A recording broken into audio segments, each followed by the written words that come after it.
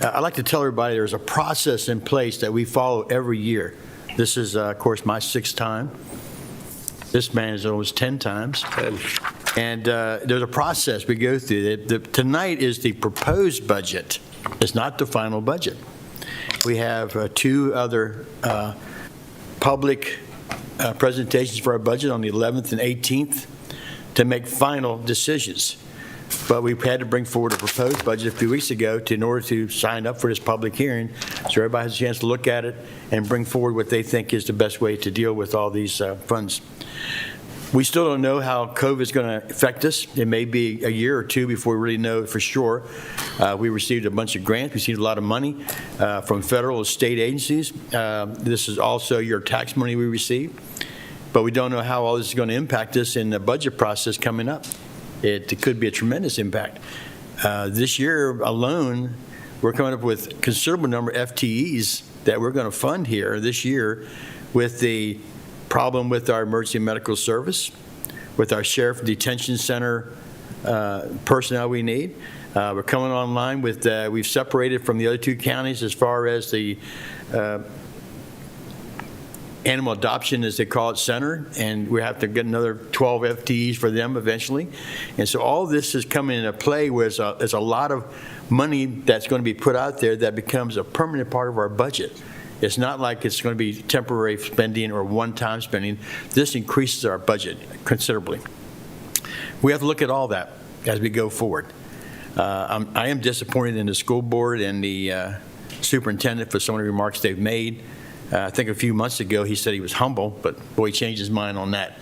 So that's okay. That's okay. Everybody has but to put out there that he's going to cut popular programs if we don't meet his budget is uncalled for.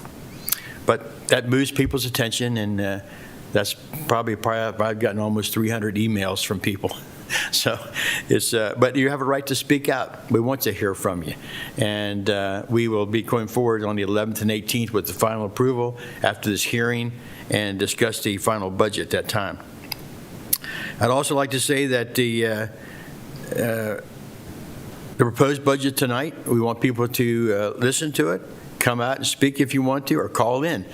And that's the main reason why we're having it here. Just like Commissioner Hewitt said, the last time we had one at school, the IT system just failed on us, and we had nobody there to help us out, except for, I think, a student. So that made it impossible. And then not knowing exactly what they have set up and the ability to set up the program at Chopticon became very difficult under the COVID conditions. So that's why we decided to have it here. We got all the communications set up. Our communications director is going to guide us through everything, and so it makes it easier for people to call in for that. So that's why we're doing this at this time. So please understand that. We had some very interesting, finally getting some, I say, social programs out there this past weekend. Friday, I went down to the discovery of the new fort down at St. Mary's City. Obviously, it took a long time to find it because it was in a location that was really not expected to be. They thought it'd be closer to the waterfront, but it was quite a ways from the waterfront.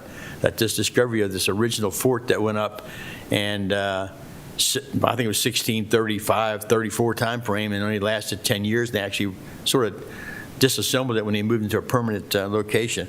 But it was very exciting. We had a little reception, and at the same time, at the end of all the visitation, had a visitation every 15 months to show this site. And then the Pride of Baltimore sailed in to St. Mary's River.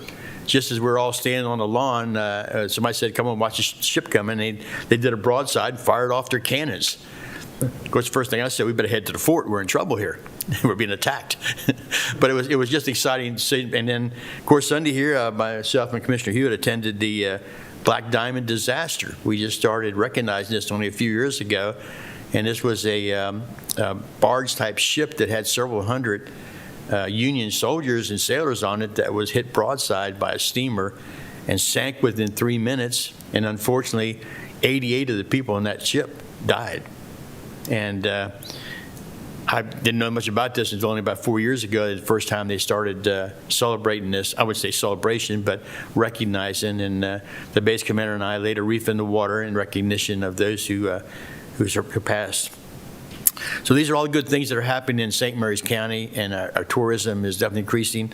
And hopefully this year, people will be able to see more and more as we get along here. So, and we got a new tourism director, and so we're hoping that better things will come.